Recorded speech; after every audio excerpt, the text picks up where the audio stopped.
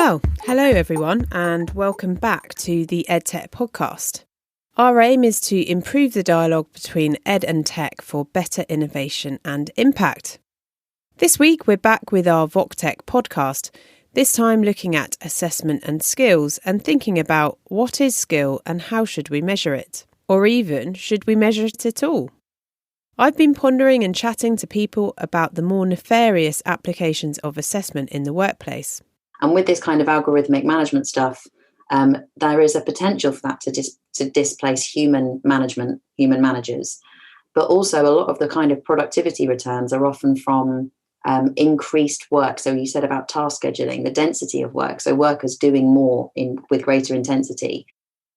How we can temper this by thinking more broadly about skills.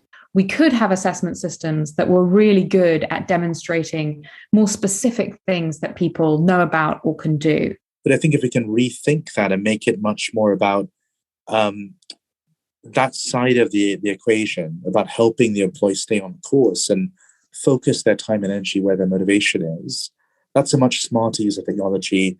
The measurement game, I think that's a game that we're going to lose whichever way we play it. So I'd rather we give up trying to play that game altogether. And what new approaches are out there? If I'm trying to assess you, if I'm rewatching, for example, a video of that, are going to be much closer to how you would do in reality than if I was to just ask you about it, or if I was to ask you to fill in one of those like psychometric questionnaires. You're trying to get the visceral behavior out of people by putting them in a simulated environment. And how new innovation is being funded and supported. So we've committed £1 million of funding. Any organisation that has an innovative idea around assessments can apply for up to £100,000. This was a fascinating round of chats, and I can't wait to get you straight into this week's episode. But before all that, in this episode, you'll hear all about NCFE's Innovation in Assessment Fund, but you should also know that the Ufi VocTech Seed Grant Fund of between £15,000 and £50,000 for new ideas using tech to support skills for work opens again on the 15th of June. Go to ufi.co.uk for more info on that if you've got an amazing idea that needs a bit of cash to get started. If you want to find out more, you could also head to the UFI Drinks hosted with Titan Partners on Tuesday the 21st of June, which are taking place as part of London EdTech Week. Everyone who registers will receive a digital copy of the 2022 UFI Ventures and Titan Partners report, which is called The Jobs Frontier 2022, Catalysing the Future of Workforce Development. And as always, the link to register is in the show notes and on our Twitter feed. And if you're interested in EdTech X more broadly, that takes place on the 23rd of June in London. I'll be there hosting a fireside chat with the CEO of Coursera, and the great news for listeners is I have a discount code for anyone who wants to attend. So if you want to make the most of that code, it is ETX22 Podcast 40. Once again, ETX22 Podcast 40, and the discount is 40% off the normal price. And again, the link is in the show notes. Here's a quick message from one of our listeners, which I missed out a few months back. Hi, Sophie. Love the show. Just on your homepage of the podcast, and you've got an option to view all guests. I was interested to see who you've had on over the years. It seems to be going to a 404, so I thought I'd let you know. I look forward to the next episode. Cheers, mate. Thanks very much, Tim. That's probably my fault for tinkering around with the website too much, so I'll get back in there now and get that all sorted. And don't forget, if you're a weekly listener and you want to drop a note on something you've heard on the podcast or comment or add a bit to the conversation around what we talk about on the podcast, you can also use that voice recording feature. Just find the SpeakPipe tab on the website to drop us a quick note. Okay, that's all for now. Let's get straight into this week's episode. Here we go.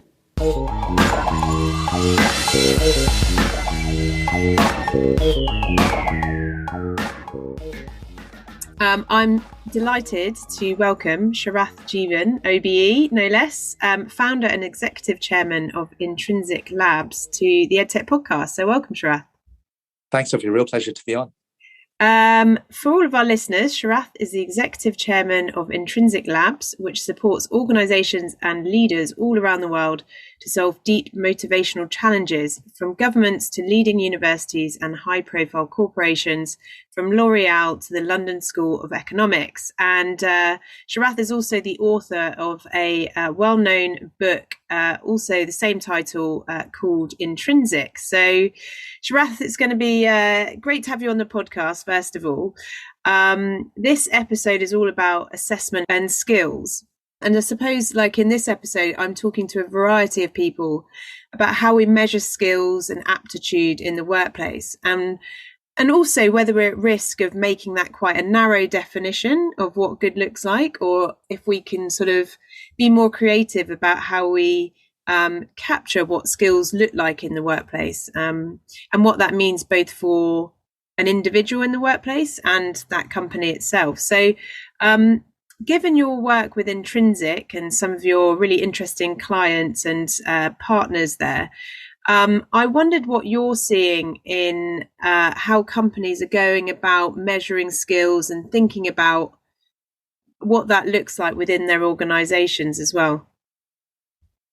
So, Sophie, I think honestly we're caught in a bit of a paradigm trap, to use a phrase, which is that the sort of old ways of doing things are still quite stubbornly being clung on to, I should say. And I just think of an example. So I used to work at eBay, a large corporate, very successful, and they had a really good system of quarterly appraisals, where there'd be a whole set of good reflective questions on how you've done, what had gone well, what things you'd felt you'd mastered, what things you're struggling with, etc.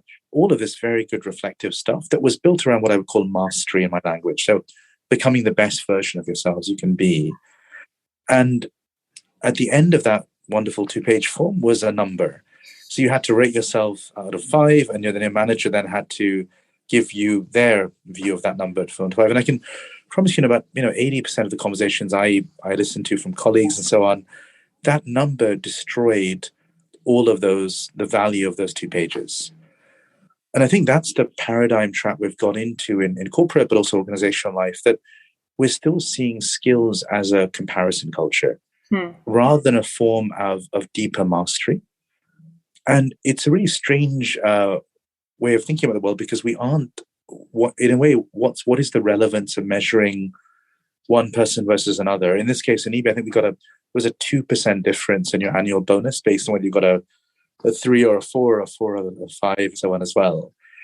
But it was such a demotivating factor, because the challenge with modern work now is we're moving away from the kind element of work. So if you were an assembly line producing widgets, you could measure how many widgets were you producing every hour, and you could say, okay, maybe a 5 is you produce 100, maybe 3 is 60. There was some, objective way of measuring that. We're in a world where work is profoundly wicked, i.e., it's gone beyond the technical solution to the point that's fundamentally human about the nature of our work. That brings it inevitably, and I'd argue for the good, a high degree of subjectivity. And so trying to reduce things into such, neat mathematical, scores and so on, I think has a big risk either way of getting it wrong. And as importantly, the perception of the person whose skills we're actually trying to measure and the person measuring it, they may just see things differently, quite without any particular biases there, just that there is a level of subjective reality with this. So I don't know if that's just an observation where I think too much of corporate life is still stuck in these old ways of thinking.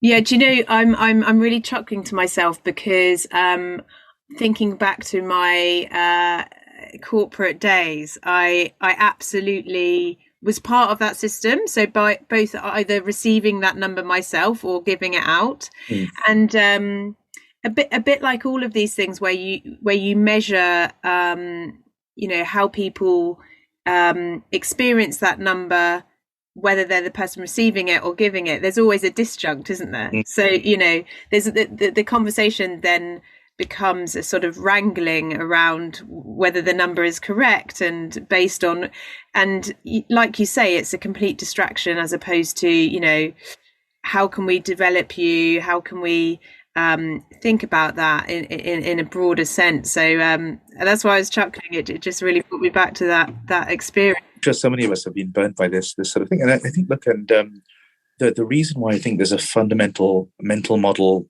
correction we need to make is that I'm just using that appraisal system, and I don't think, by the way, eBay is very typical of so many companies, right? I'm just using that as an example because I was there, but I think it still has that paradigm that we as the worker are there to do whatever the corporate wants us to, or the organization wants us to do, and the organization is going to be the one measuring us.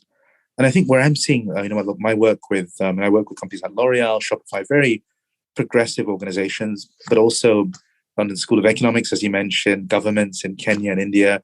I think where the most progressive organizations are going is thinking about work like a marriage, that both sides have got to feel motivated. Of course, the employee or worker or leader is there to help the organization achieve its goals, but the organization is also there to achieve the mission statement of the worker as well.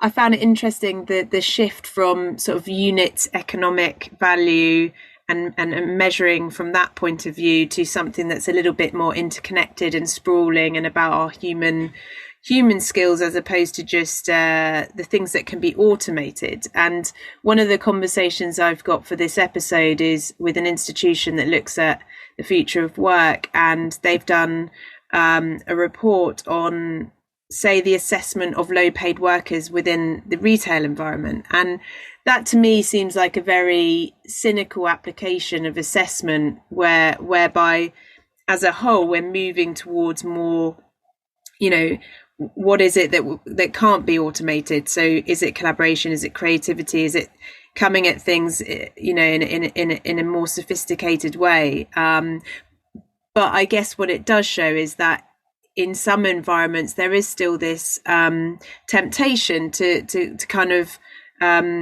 fall back on assessment as a very precise productivity metric still. Yeah, and I think that just doesn't, you know, I think in most roles, even let's take customer service, and, you know, so much of a role, if you're working, I was just passing Itsu today and just saw, you know, there's such obviously a need for workers now at every level, Sophie, of our economy. But, you know, I was looking at the job ad, I was just walking past the store. So much of it was about, you know, customer service, about creating a good rapport with the customer, making it a friendly place. How on earth do you measure those with any level of course, broadly, there can be some qualitative feedback that's useful for mastery. But I think the point more broadly is that I think companies have got to realize, or organizations in general have got to realize, that they're also there to help the employee achieve where they want to go. And not seeing people as comparable widgets where you're just trying to get more productivity out of them, but how are you helping them achieve their purpose? And in doing so, they'll make an incredible contribution to the company. So I think, you know, this idea, what I'd like us to move to is much more personalized assessment, moving away from trying to rate or score employees to much more about trying to help the employee develop a plan. And I'm a big fan of this idea of experience mapping, where what the company organization can do is say, you know, I'm going to try to make sure you get access to these kinds of experiences over the course of your tour of duty with us. You've got to make the most of these experiences, but we'll do everything in our power to give you that exposure and opportunity.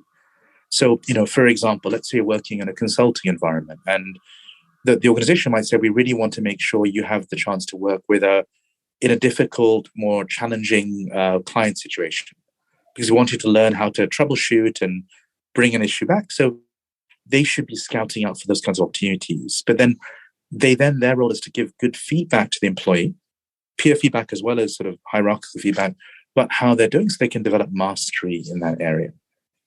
So from that perspective, do you see it shifting a bit towards more like a coaching culture as opposed to, like you say, the rating or the ranking against a mean score?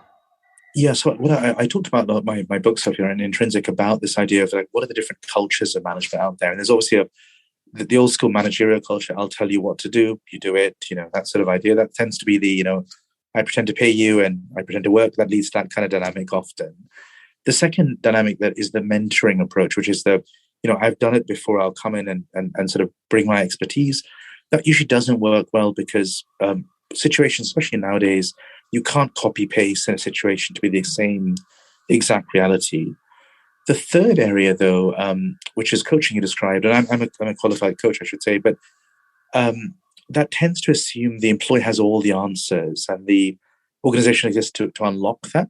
That's not always true because the employee also needs more exposure, different patterns, different experiences we just talked about.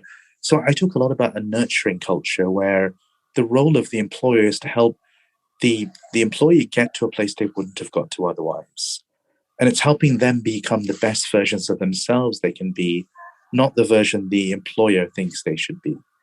So how do you create that culture, which is very much about creating experiences, creating support, creating nurturers around the employee who can help and guide them and help them reflect, and then trusting that then that will create the motivation for the employee to really do the absolute best for themselves and the company as well. And with your experience with companies and with governments, what's the role of technology in that? Because when we think about the first scenario that we're shifting away from, it's very easy to apply technology because it's sort of, a scalable situation. As it becomes more personalized or around measuring collaboration, creativity, that customer service that we spoke about, I'm just quite interested to know sort of how different technologies might be able to help support that way of doing things as well.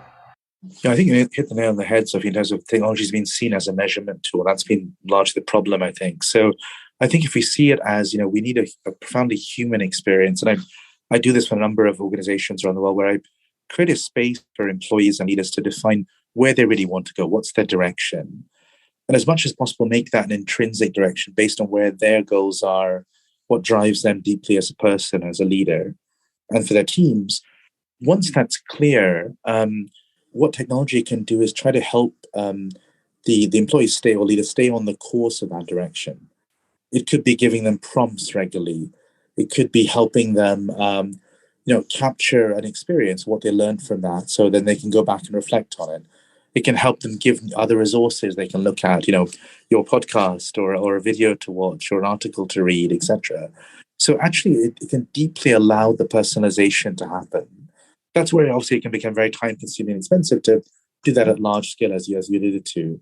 But I think if we can rethink that and make it much more about that side of the equation, about helping the employee stay on course and focus their time and energy where their motivation is, that's a much smarter use of technology. The measurement game, I think that's a game that we're going to lose whichever way we play it. So I'd rather we give up trying to play that game altogether.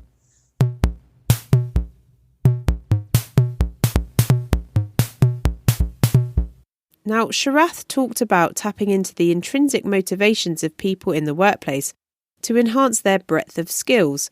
But what if, instead of this, the workplace applied the more nefarious elements of assessment to workers? What might this look like and how might we avoid it? I spoke to the head of research, Gilbert, at the Institute for the Future of Work to find out more. As an organisation, we kind of the relationships that forged us came through the Parliamentary Commission on the Future of Work, which brought together kind of philosophers, technologists, ethicists, lawyers and economists to think about how AI was going to transform work. And because of the kind of research networks that were built through that, but also a relationship with, I suppose, Parliament and understanding of the parliamentary process, we've always been very interested in driving policy change and keep maintaining those relationships now that we're independently established. To see the right infrastructures, regulatory infrastructures put in place to kind of manage this transition.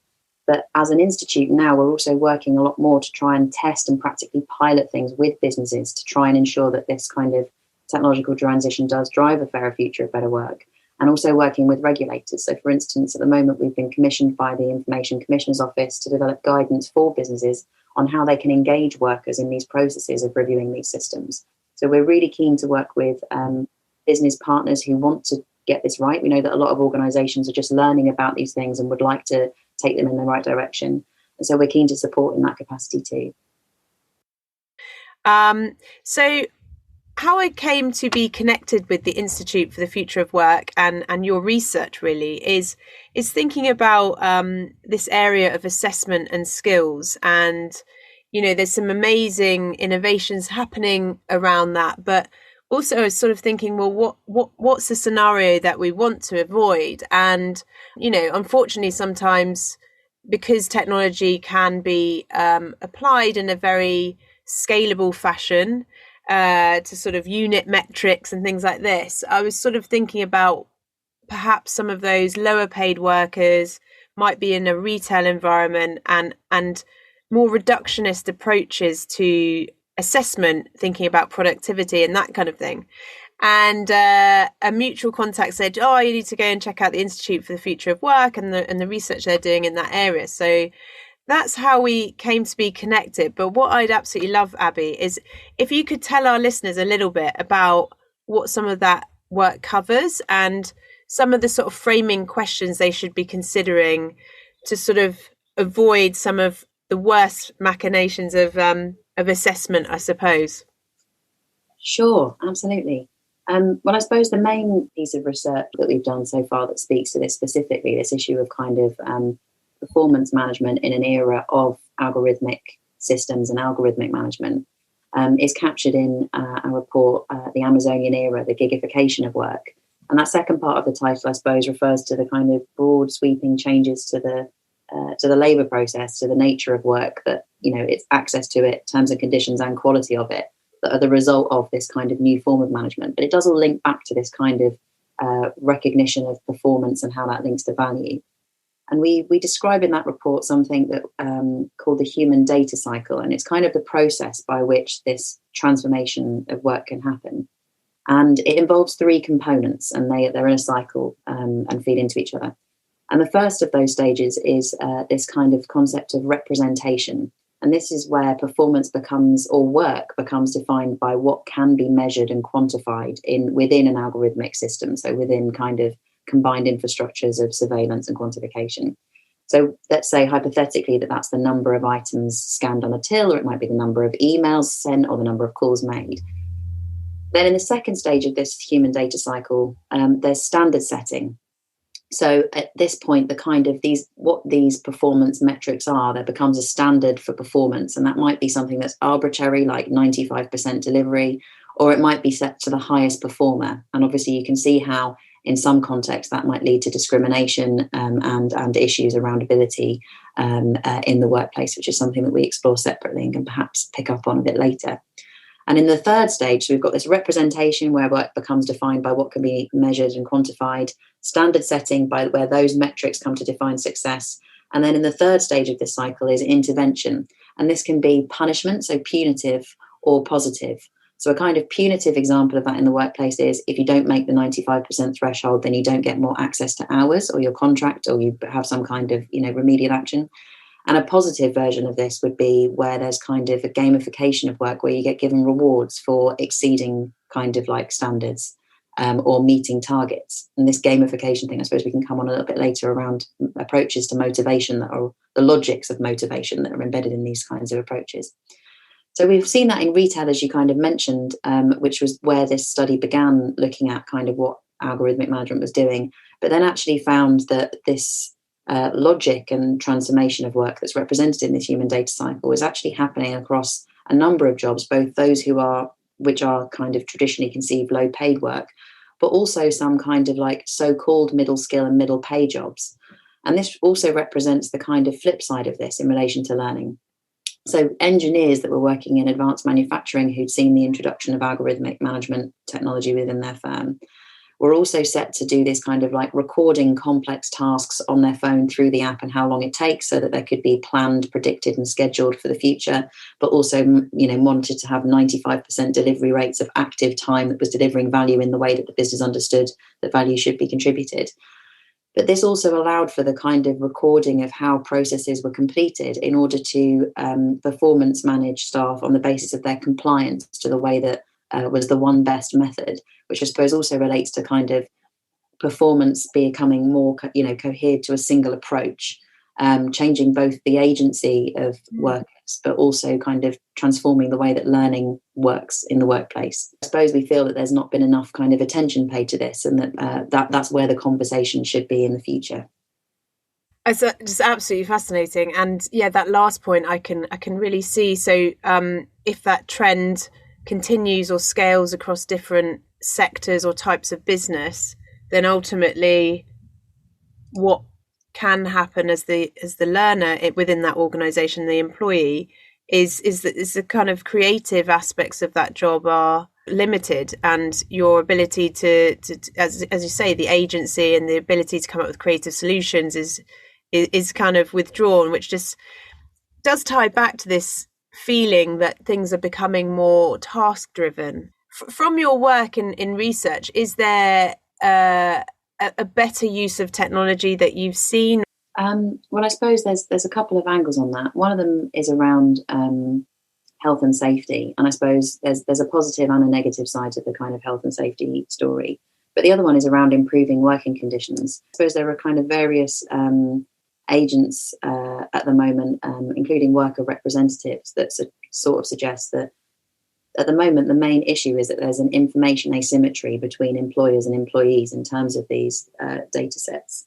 And having a better parity of access to this information could also be really useful in terms of workers being able to organise around changes to work, but also kind of negotiate the transformation of work as it happens, to have a better distribution of rewards. So I suppose in relation to kind of the polarisation point, this kind of transformation could be better understood if it was recognised where the value, I suppose, arises from in these changes to the work process. So if methods are being encoded by workers in ways that deliver value for the business, can that be better recognised with shared data sets?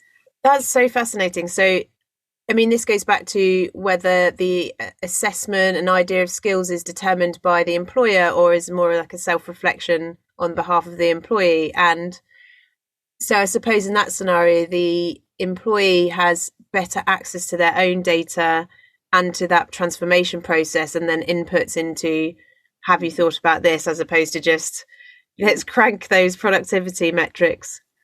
Absolutely. A sort of hook that we feel can help with this process is a kind of algorithmic impact assessment on high risk applications of, and by high risk we mean determining access to terms and conditions of or quality of work when they're introduced in the workplace. So if a system, I suppose we can have conventionally understood technology as automation, as displacing human labour. So it used to be people that did it, now technology does it. And with this kind of algorithmic management stuff, there is a potential for that to displace human managers. But also a lot of the kind of productivity returns are often from increased work. So you said about task scheduling, the density of work, so workers doing more with greater intensity. And so that kind of recognition of that being the aspect of what's going to deliver the business future revenue at the point at which a technology is introduced, noting this kind of negotiation of recognition of skill, but also of value. Obviously, we see some disciplines see skill as an equivalent measure of objective value, and those things is the same. Where there's, I suppose, also the tradition which you're sort of alluding to, which recognises that a lot of this is constructed, and we have to unpack it and really think about that and ask critical questions around, how value is understood. And that point of the introduction of technology being one of those moments where if there's a change to work and how work is done, we can begin that conversation.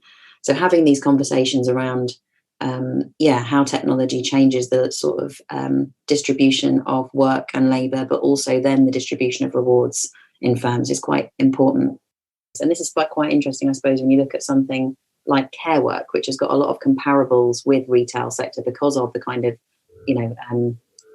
level of engagement, which obviously with customers, which isn't often recognised in these systems because those things aren't metricized, kind of like, and there are issues in, using customer satisfaction ratings, which, if you try and metricize it, because that can encode bias, but looking for and identifying what makes the customer happy is not something that's generally integrated into these systems, which would mean that potentially in the way that we've seen them work, whilst that sounds that could be a really positive alternative design, which isn't currently in place. It's a fascinating example to then work from, I suppose, to think, well, what would it mean if we began to design systems for the happiness of both those who are working because they're giving joy to those that they work for, and that relationship change. Yeah.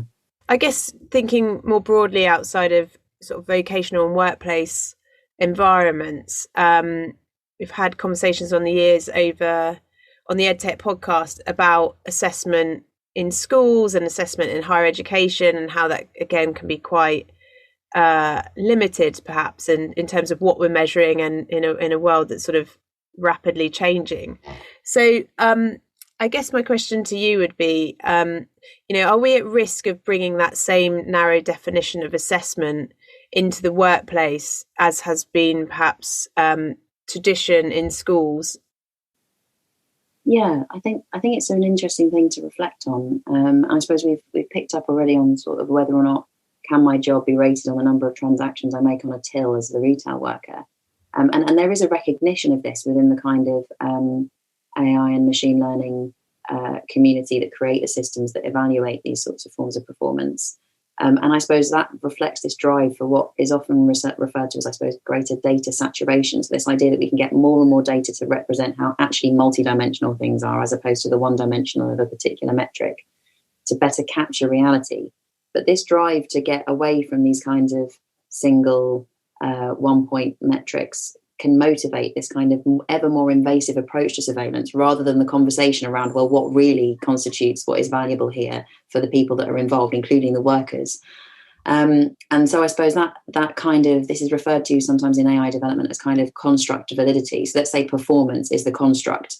How valid is number of transactions on the till? Is that construct valid, or possibly not? Well, how can we get to a sense of really what would be a valid construct? Well, we would make the case that the best way to understand that is to talk to both the workers and potentially the customers that are involved in this, and that rather than working from the basis of what can you measure, it should be a conversation about what should be measured, and that should be a collective discussion through a process of engagement with those who are, I suppose, engaged in these processes.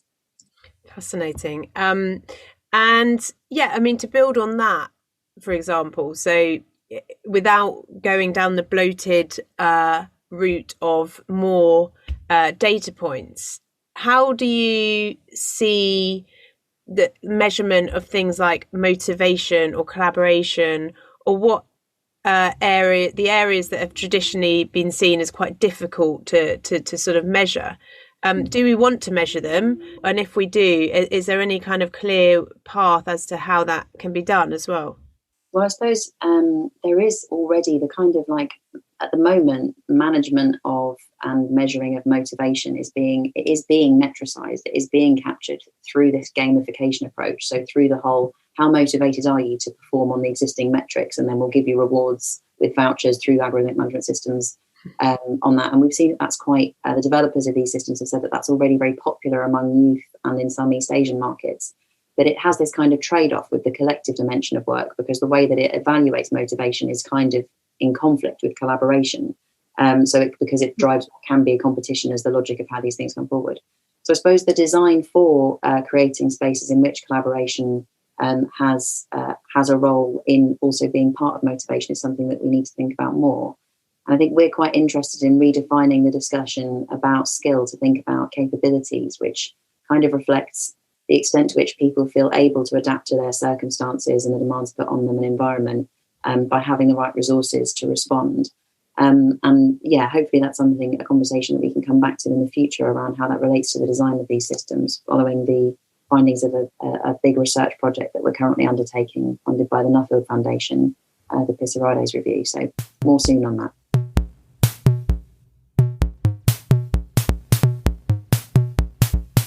Along with engaging workers in their own worker data sets, some educational institutions are also shifting to provide learners with more agency in how they develop, co-create and present work.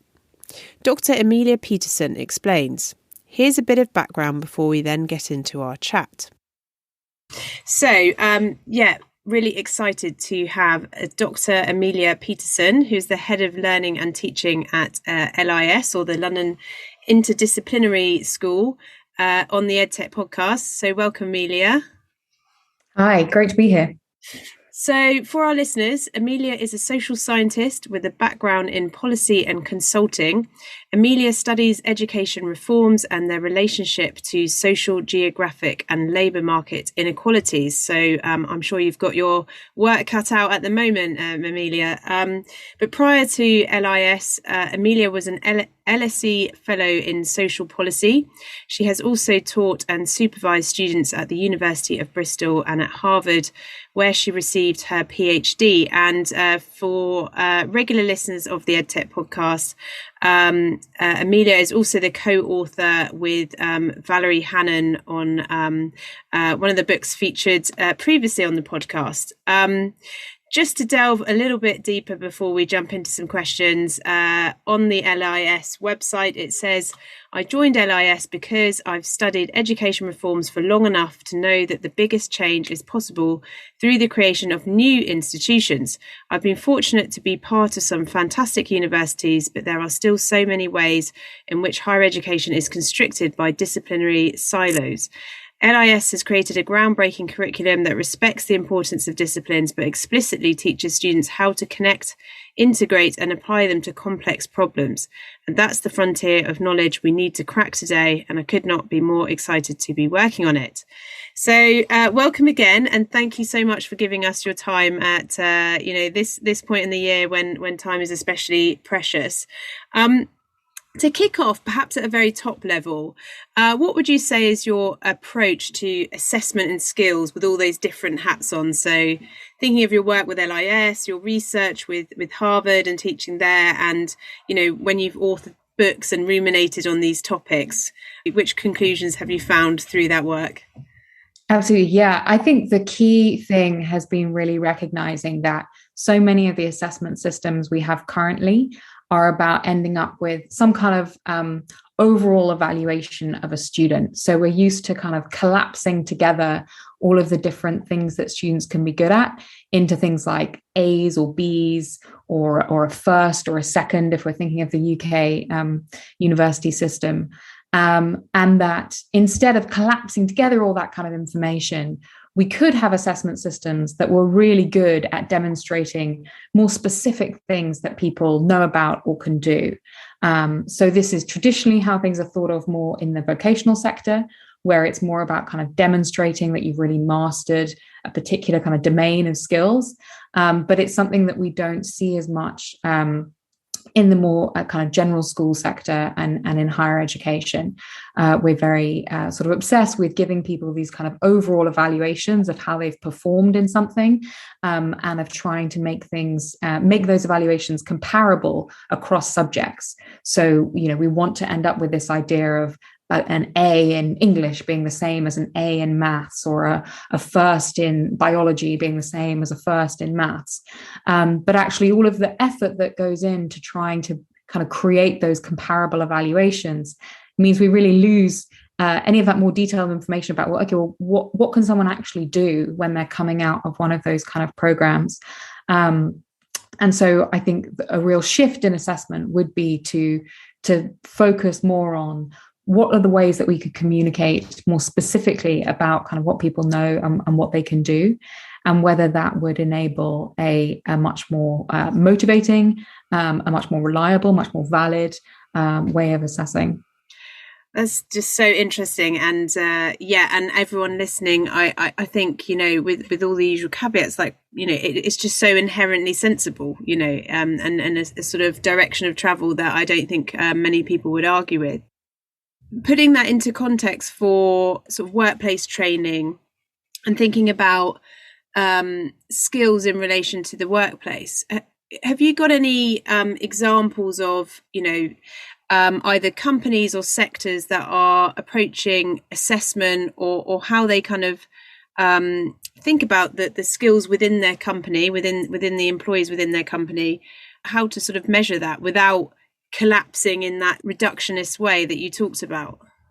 Yeah, so we know that big companies are often looking for quite specific things. Some of them are even coming out and saying that we don't want to sift anymore on some of these really general indicators like firsts or 2-1s. We actually want to use our own kind of internal assessment processes. So you've got places like McKinsey that bought up one of the companies that had developed a sort of problem-solving assessment and actually brought it in-house. And it was quite an interesting moment because I've been following for a while the development of this kind of computer-based problem-solving assessment, and it suddenly sort of disappeared. And it turned out it was because McKinsey had bought it and they wanted to just use it for their own internal purposes. And there's all kinds of questions about, okay, well, what should be the more specific kind of skills that companies focus on, and issues of fairness around the use of some of these tests. But I think the key thing is to recognize that, yes, these companies, they do want some more specific information about kind of what sort of ways people are thinking, what kind of things people can do, rather than just these very sort of blanket indicators that tend to come out from more general qualifications. And that's really interesting hearing about that problem-solving example. One of my other questions was going to be about the role of technology in sort of, helping to bridge towards this broader sense of what assessment might look like in a way that's useful for all of the stakeholders going forwards, whether that's, employees, whether it's the actual companies, the sector. What's your take on how technology can be used for, it's very scalable to just sort of have metrics, have units, and plug technology in and sort of measure in that way. But are there more creative ways that we can think about that and still leverage technology to the good? Yeah, I think the key role for technology could be in generating assessment questions and tasks that help to make assessments more unpredictable. One of the big problems that we see in a lot of the kind of high stakes, whether it's exams or tests that are used in formal education systems, is that you get that kind of teaching to the test or sort of training for a particular exam, and you're actually then it's not a great assessment in the end, because an assessment is meant to sample from a domain of what people can do. It's not meant to be something that you just prepare for that specific thing, and then all it really tells you is whether you can do that particular thing. It's not telling you your knowledge or your skills in the broader domain. More unpredictable assessments give a better indication of what someone can actually do, because rather than them just having been prepared very narrowly for those particular style of questions, it's assessing then their more kind of general ability to know or be able to do something in that domain. So I think technology has a role there in terms of kind of generating tasks or questions. I think where it becomes a bit more of a limiting factor is where obviously anything that is kind of computer-based is ultimately sort of rule-based and therefore is somewhat predictable. And so I think we have to strike that balance between developing forms of computer-based assessments that can maintain that element of unpredictability and not become something that people can kind of train on too narrowly. So that ultimately then all that's being indicated is kind of, well, how much time do you spend training for that particular test? And so this might be a bit naive and a bit simplistic, but is there something in the idea then of an assessment that's actually valuable is one that you can't game, one that's a little bit more complex, that talks about that interconnectedness that I kind of shared in the beginning? Is that sort of a good starting place to think about how to avoid all of those concerns around gaming assessment as well? I think it's certainly one way to think about it. But I think the key question is the preparation that you do for an assessment something that is going to sort of help you more generally? So if you've got an assessment that is very unpredictable, that has, there's a whole range of different styles of questions that it could ask you, and therefore to prepare for it, you're going to be kind of reading widely, for example, or practicing lots of different styles of writing, or practicing oral presentation as well as written work, a whole variety of different things. Then all of that is kind of, genuinely good practice for a wide range of things you might go on to do. So I think it's more about, what does the assessment cause you to practice? And is it pushing you towards developing skills, developing in ways that are actually going to be useful to you further on? Or is it causing you to kind of over prepare or sort of overload on one narrow kind of writing, or really focus on mastering one particular area that is kind of on the syllabus or whatever it is? So I think it's that question of sort of the unpredictability. Does it lead to more breadth of what you're trying to master? So in terms of your approach, taking all of this into account with LIS, one of the things we're looking at in this episode is that ability to bring in, those executive skills, the collaboration. And I think you sort of touched upon it there, because ultimately, if you're practicing, verbal communication, that's partly about establishing rapport and all of those things. So how do you go about thinking about that, as well as the subject matter expertise and that kind of approach, and how to have a gauge on how well a particular student may be doing in any of those things? Yeah, this is definitely something we're working on in an ongoing way. But the main thing is just requiring students to produce group products. So they have to work in groups of 5 and create sometimes pitches, sometimes reports, and to a kind of pretty high standard. And so they have to work together over the course of 10 weeks to generate that product. And then we also get them individually to reflect on and write about that process. So at the moment, we sort of think both the practice, the actual kind of work of creating something in a group, and then that kind of metacognitive element of being able to reflect on and articulate some of what they've learned from that is the main ways that we're looking to ensure that they are kind of getting better over time at being able to manage some of the unexpected things that come up when you're working in a group. But it's definitely something that we are continuing to kind of think about. There are interesting assessments I know out there being developed of kind of teamwork. It's actually a friend of mine who works with, it's called Ben Weidman, who works with Dave Deming at Harvard. They've developed an assessment of teamwork that they are road testing and doing research on at the moment. And so these are things that we can start to try and assess in a more standardized way. But I think there's still open questions as to the benefits of, do we want a more kind of standardized metric or indicator of that kind of skill? Or do we want these sort of authentic products that then students can have in portfolios, they can take out, they can use in their conversations when they're starting to meet with real employers to sort of demonstrate the quality of work that they're able to produce in a group. Thank you. And are you sort of seeing this mostly focused towards the knowledge economy sort of sectors, or going well beyond that?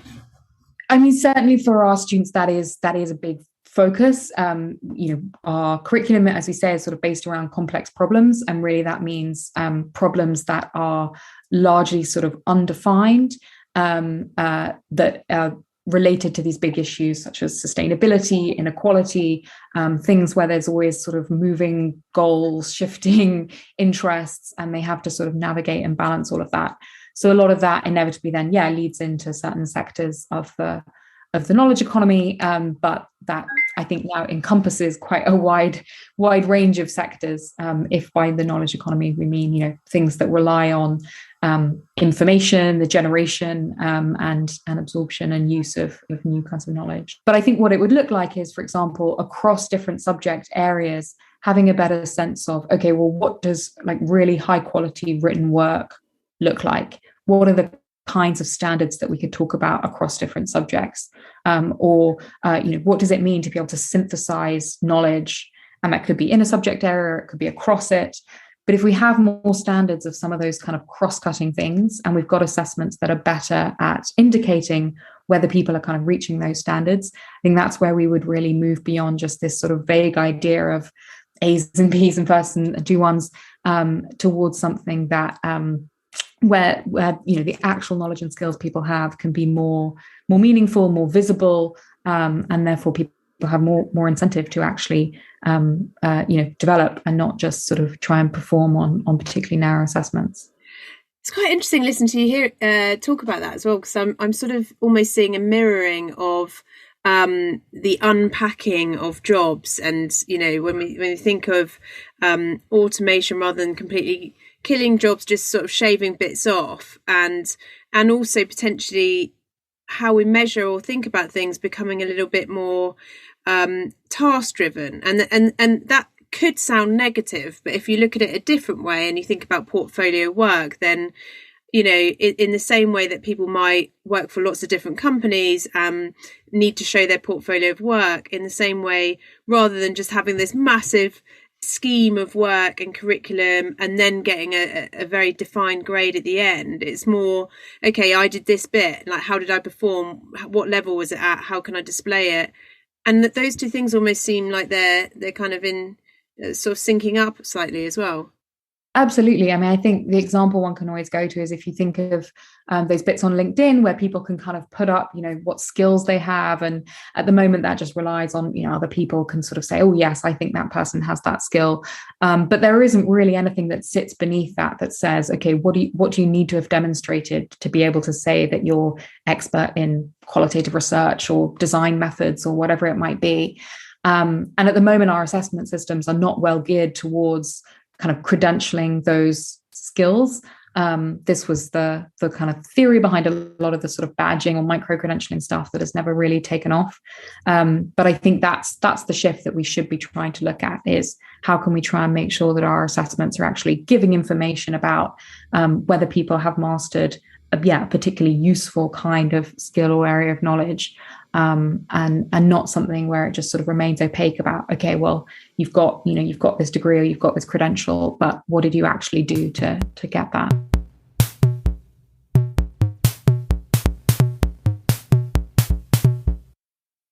One person who is working to share the breadth of our skill sets in a comfortable and tangible way is Christophe Mallet at Bodyswaps. Here he talks about how this might play out in the world of work. Hi, Sophie. So for our listeners, Bodyswaps is an application that allows learners to practice skills that are difficult to replicate in a traditional learning environment. So absolutely brilliant for this episode on thinking about assessment and skills. And Christophe, when you think about assessment and skills and Bodyswaps, what does that bring to mind? Well, I think the one thing you mentioned is what we measure. There was this study, I don't know if you remember, from Google a few years ago. There was, they studied a lot of teams around the world in many organizations, and high-performing team and low-performing team, and looked at a lot of criteria and asked themselves, what makes a high-performing team? What is the single most decisive criteria when it comes to having a team that works? Which is especially important now that everyone is remote. And what they found was not like gender or diversity or level of salary or level of education. It's psychological safety. The more psychological safety you have in a team, the better it works, because it allows people to take some risks, to speak their mind, to be creative, to stick their neck out without fear of being crushed. So that's great. So psychological safety drives performance, but how do you measure psychological safety in a team? And if you measure it, how can you increase it? And I think the main idea behind Bodyswaps is to say a happy sheet at the end of a session, of a PowerPoint session, whether on Zoom or in the room, measures nothing. But it just measures how happy people were for a couple of hours. And if you then speak to people, if you ask someone to, let's say you want to assess the manager of that team, and you ask him or her, tell me about how a time you solved the conflict, as a way to assess psychological safety. The only thing you're going to get from her is a beautiful story, right? It's all going to appear great, but you have no idea how good she really is. And obviously, you cannot just go in the real world and observe them, as something is happening in the team. That's not possible either. We would have to put camera, and it would be horrible. So you're kind of stuck between a rock and a hard place there. And the idea behind Bodyswaps is just like a flight simulator, where you put pilots, and it's mandatory, and every 6 months they have to do some flight simulators, and you will know based on their performance in the flight simulator whether they would be capable of handling that particular type of accident in real life.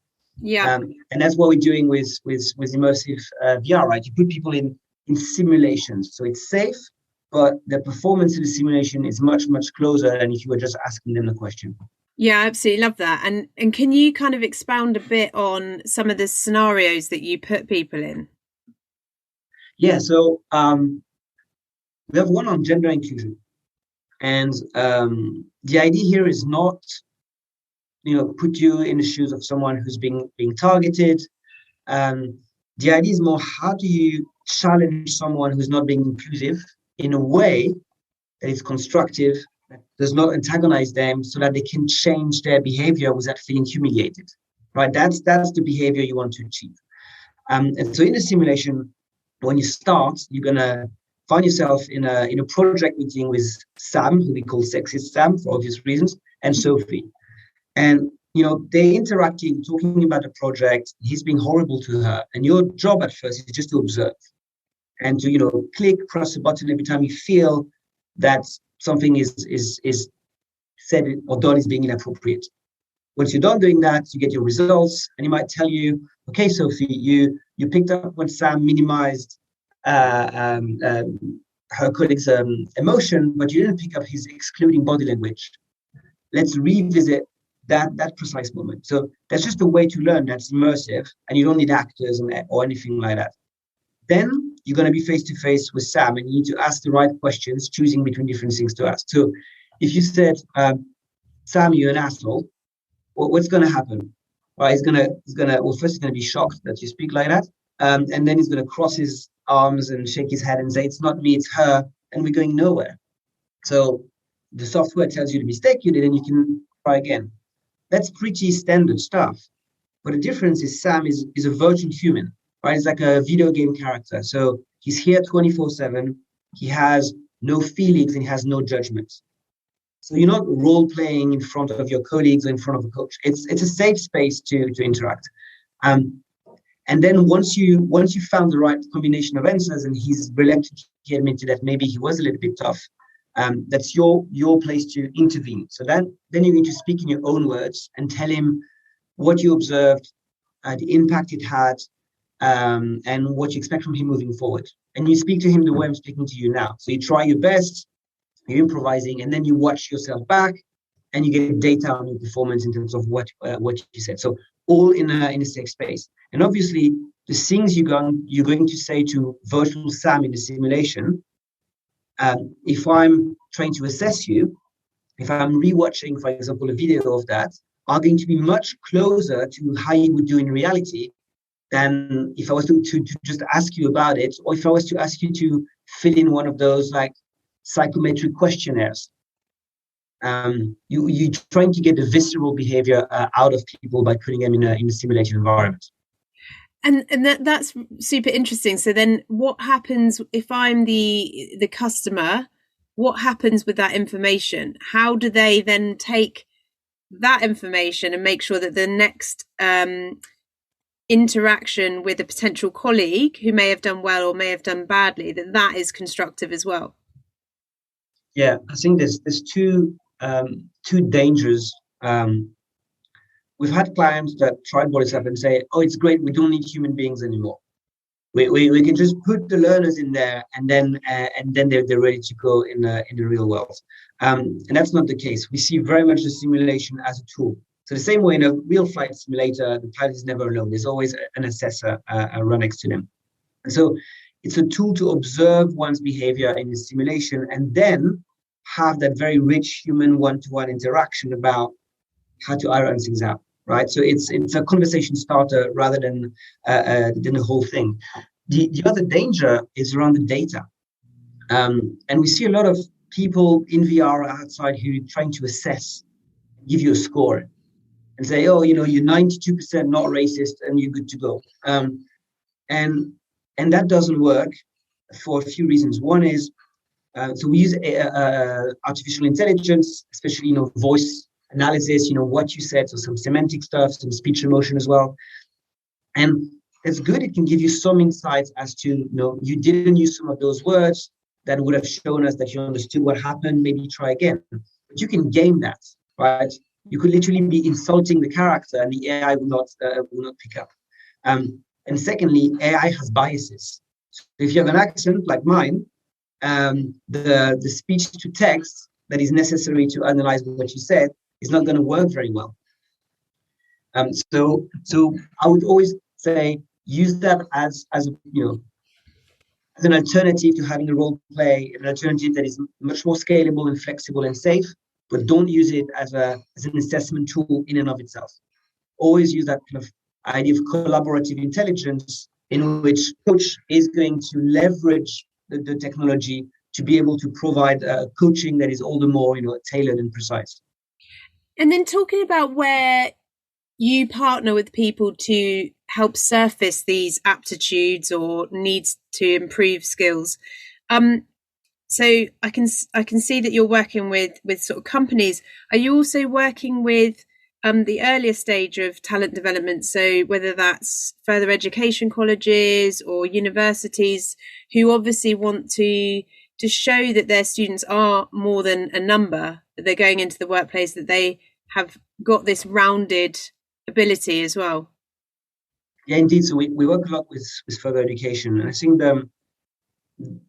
the challenge has been identified a while ago, but is only now starting to be tackled is the soft skills gap that exists when someone graduates from further education college and goes into employment. And the employers are reporting back that the people they hire often have the technical skills, because further education colleges have been doing that for hundreds of years, but they're lacking the collaboration, the leadership, the ability to stand up, to give feedback, and all of this. And it's very difficult to train for that. There was historically no provision for that in the colleges.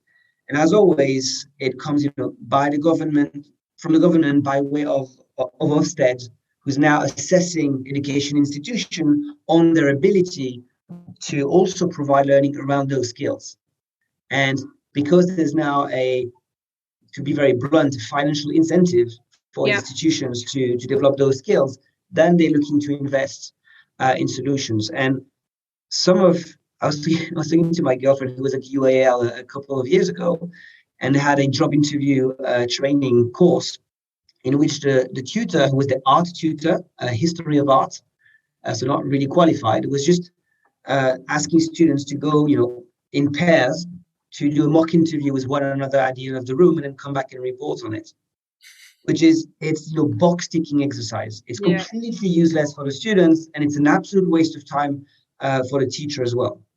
And so because those are not corporates and they cannot afford those expensive learning providers who will have a coach come in and organize something, that leaves a gap, right? And so if you can give a tool that is autonomous, that is scalable, that is engaging, which is probably the number one criteria they're looking at, then you have a chance of first getting the students to care about those skills, and secondly, start to practice them.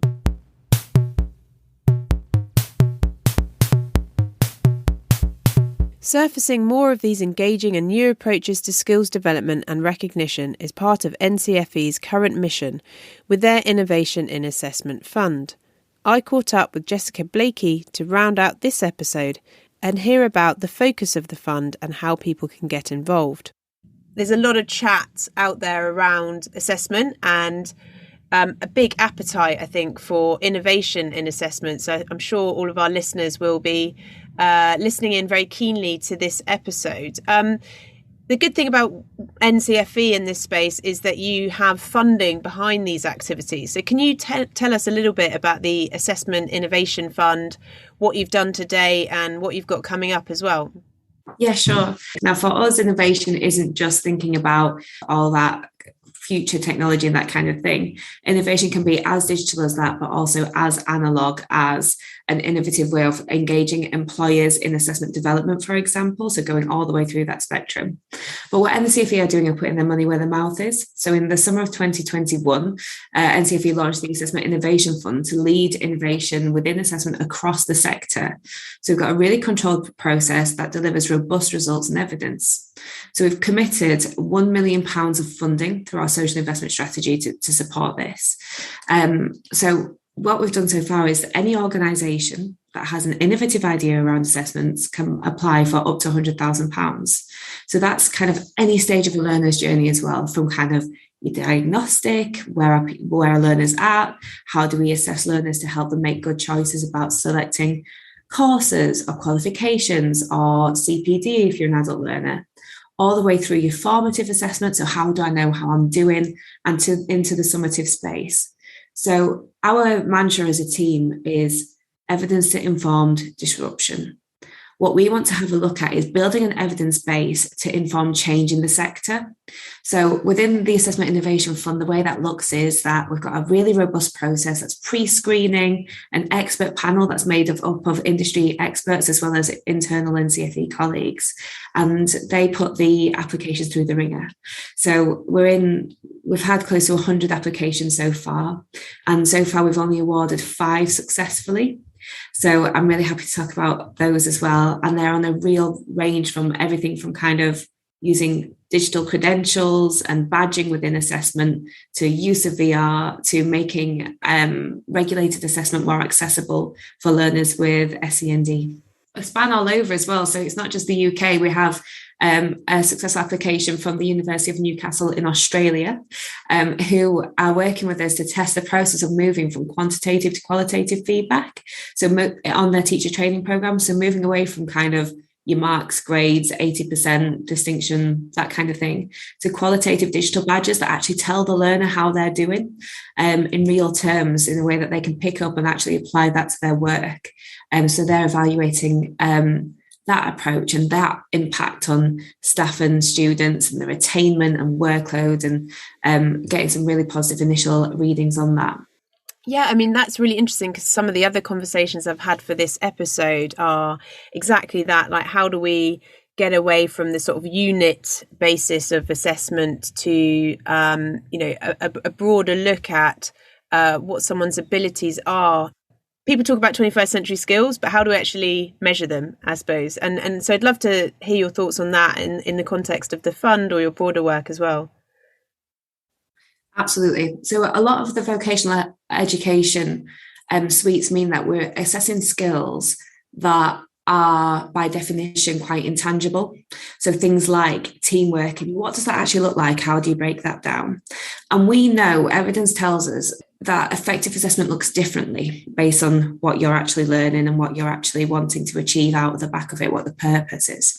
So with things like assessment for empathy, it's making sure that your methods are allowing your learner to perform to the best of their ability with what's in front of them, and making sure that that's done in a valid and reliable way. But we don't have to resort to what's known. We can start to adapt. So things like adaptive assessment. There's evidence that show us that in that kind of scenario where you have something like adaptive assessment that takes a learner throughout their journey and builds around them based on how confidently they answer a question. So when I was a teacher, somebody in front of me, as you leave my classroom, I used to have exit tickets, a little question, each learner would fill it out. And then if it was right, it went in one pile. If it was wrong, it went in another pile. I might sort that out based on misconceptions or just directly wrong, whatever. The AI can do that from everything. So not just one question that I think is my hinge question for my lesson. It can do it identified on so many different metrics and build out for that learner. Now, what that does, we know the impact of that has been shown to be things like a more immersive experience, more accessible for the learner and for the educator to see the analytics at the other side. And so we can hypothesize that will do things like reduce test anxiety because the learner feels more in control, especially if the summative then reflects what they've done in their on-program learning space because they're already familiar with it, they've done it 1,000 times. You're not just relying on like a mock structure to get them prepared. There's loads out there that we just need to understand where it works best and where it has the best impact. And then we can really start to put the learner at the center of the assessment system. It is hard to innovate in this space because it is quite regulated, obviously. And we need to make sure that what comes out is valid and useful for employers, for further learning, for the learners. But there's certainly ways to do that in a more innovative and adaptive and human way. And that's certainly what we're looking to build up an evidence base around. So things like badging as you're going through, so you collect it, you understand what skills that you've got. So for example, you've got a distinction in insert qualification here.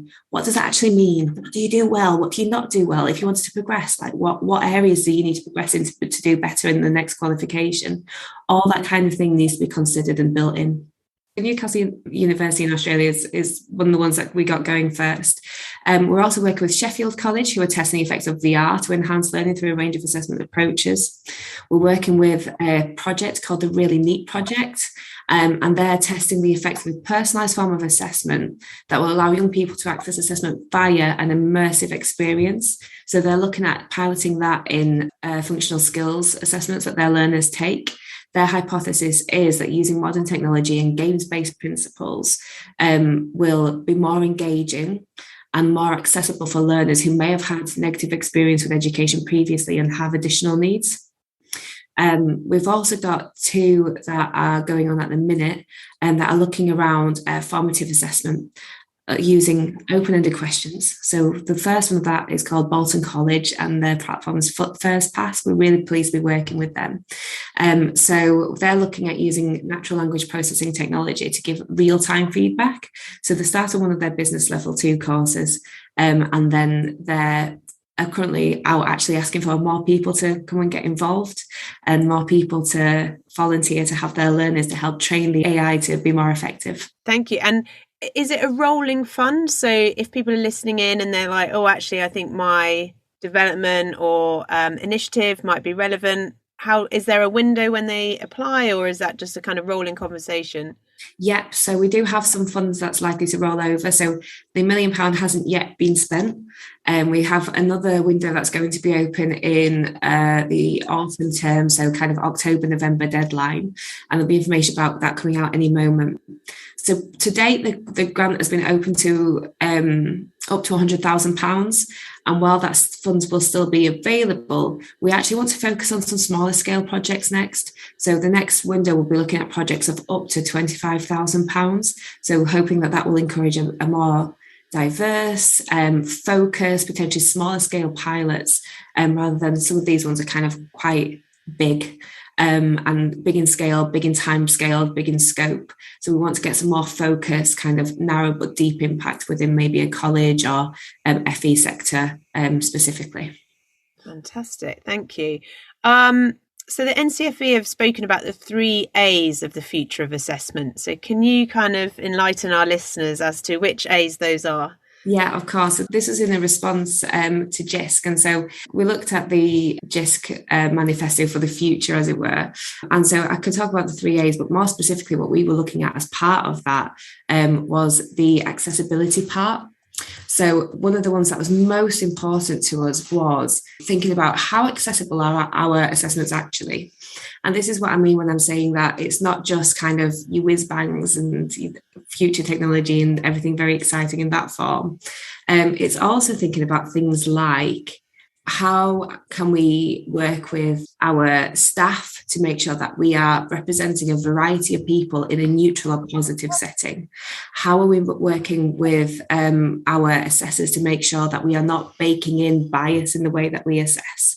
Are we analysing our data to highlight areas that we might be benefiting some groups over others, and really baking that in, so all the way through. So at the innovation end, we look at technologies that can help us do that better and in a less manual form. At the minute, we've got a team of data crunchers that help us do that, but we want to make sure that we are putting every learner at the centre and making sure that we are not compounding bias and that we're part of the solution, not part of the problem when it comes to making real accessible assessment. Just on a personal note, I really liked your description here about, your background. You were born in Pontefract, West Yorkshire. Your mum was a primary school teacher in schools in ex-mining towns. Your dad grew up entirely disengaged from education. And obviously you've gone on to be involved in education and shaping educational systems and processes as well. So are those 2 things related? And, did you sort of see the impact of when that design could have been improved? What's the kind of relationship between growing up in that environment and the changes that you want to see as well? Yeah, definitely. I think having my mum being so engaged in education, she's always been a classroom teacher in and around communities that really needed stability and investment in their education. I think there's a lot of areas in the country, not just in the north anymore, like when we look at the regional and coastal rural towns, that really need some investment. And so I've always been part of that conversation of why is this different? Why isn't this fair? And as I said, so we've got a bit of a difference between my parents. So whereas my dad was just like, he dropped out of school at fairly early on, joined the army at 16, and just had an entirely different experience, but was always very much a champion of understanding what education could get you. And what I saw growing up, I was very fortunate with kind of the group of friends that I had, but when you were looking around, there were people who were as smart as me and as good as me at school and all that kind of thing, you know, nothing spectacular from my point of view of like what I was achieving. When you look around, there were people who were better, brighter, but not doing the things that I were doing because they didn't have somebody behind them pushing them.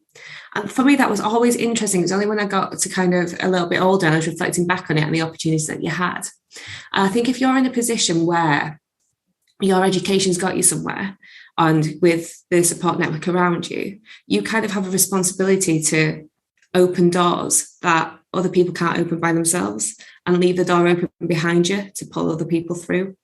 And I think that, for me, that's the work that we're trying to do at NCFE as well. So when I trained to teach with Teach First, and that was a conscious decision because of their social mission at the time.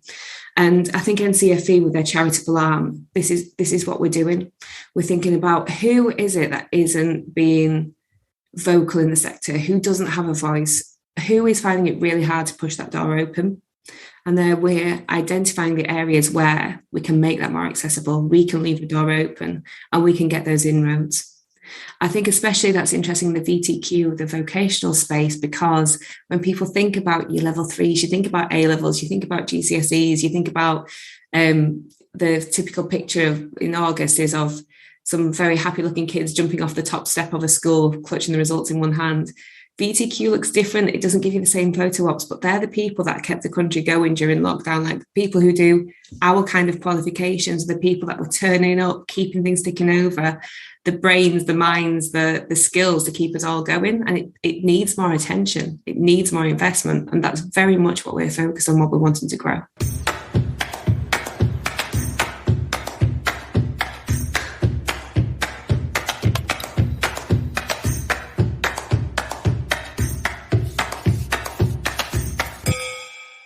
That's all for this week's episode. My thanks to Sharath, Abby, Amelia, Christoph and Jessica for being amazing and insightful guests. Thanks also to Ufi VocTech Trust for supporting this series, and thank you as always to you for listening. If you care to add a rate and review on Spotify, Apple or Amazon podcasts, you will be rewarded with wonderful Wi-Fi access wherever you go. That is a fact. Bye-bye.